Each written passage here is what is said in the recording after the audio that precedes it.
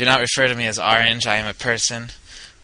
If you were watching Sheth's stream or Kelly's stream or or any of the people that were streaming last night, you would understand that joke.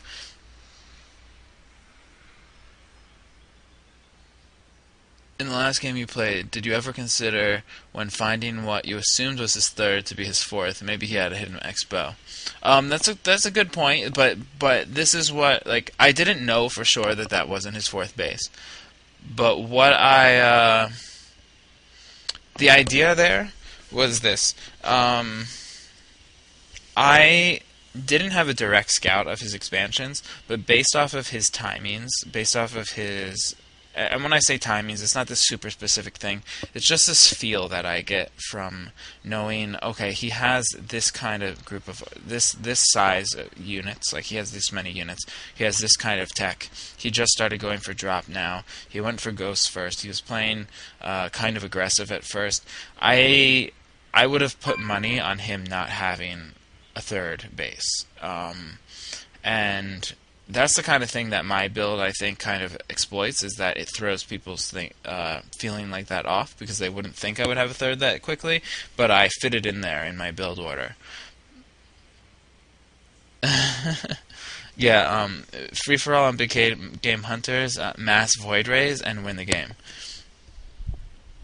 When I attacked, what made you want to engage his army instead of killing his new expansion?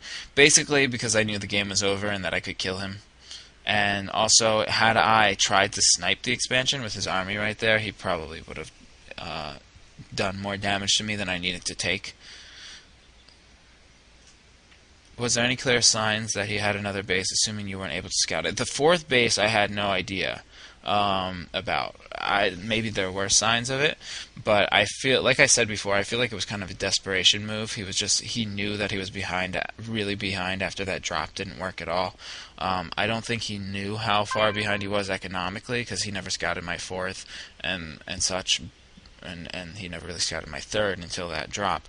But what I feel like,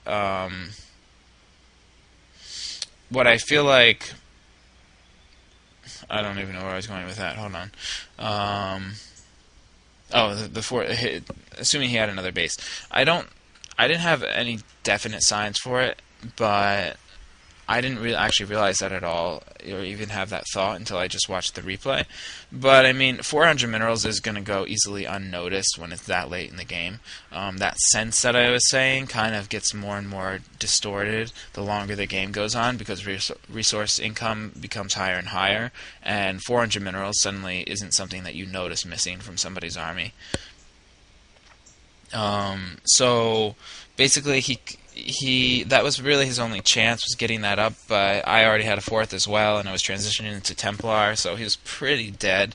And basically it all goes back to that original timing, doing what it was supposed to do, which was getting my third up safely, and then denying him any sort of aggression.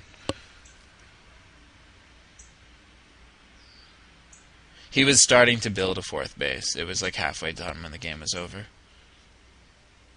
And I didn't know for sure that he didn't have a fourth.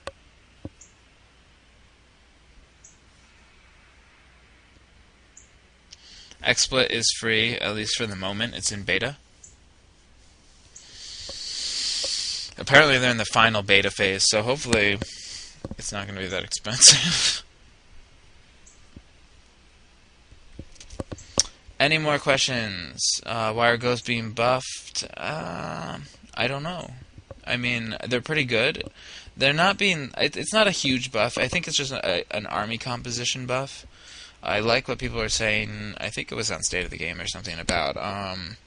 It's a buff for mech, because then you can afford to actually use ghosts with Thors, but they're also slightly nerfing Thors, so I think it's fairly balanced.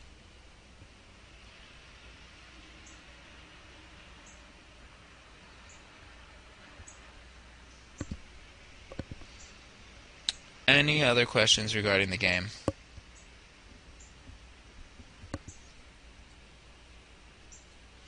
Doesn't look like it. Well, thank you for watching the very first Mike D replay cast.